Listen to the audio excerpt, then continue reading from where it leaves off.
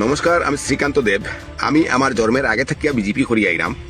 তো 2026 রামকৃষ্ণনগর সমষ্টির বিজেপির টিকেটের দাবিদার আমি। তো রামকৃষ্ণনগর সমষ্টির জনগণে যদি আমারে ভোট দিয়া সেবা করার সুযোগ করিয়া দেন, তাহলে রামকৃষ্ণনগর সমষ্টির বেতালা বেতালা আমি উন্নয়ন করবো, ঠিক আছে? তো ওই দেখুন দুইজনে আমার গাইলেইরা বুঝছেন নানি যে দূর ফাগল, একজনের করে দূর, একজনের নাম হচ্ছে গিয়া বিনোদ মাল্লা আর আরেকজনের নাম হচ্ছে গিয়া বিশ্বজিৎ দাস নানি। তো আমি কইরাম আমার বুটার তো তারা গেছে এখন, ঠিক আছে?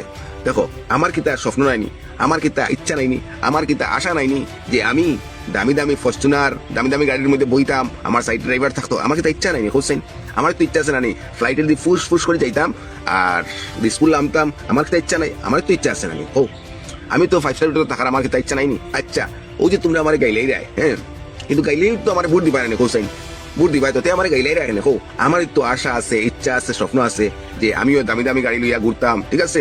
মন্ত্রী মিনিস্টারের লগে উঠবোস করতাম, ভালো ভালো হোটেলও খাইতাম, ওলা দামি দামি ব্র্যান্ড খাইতাম। আমার কিন্তু ইচ্ছা নাইনি, আমার তো ইচ্ছা আছে না। হো আমার ইচ্ছা আছে নানি।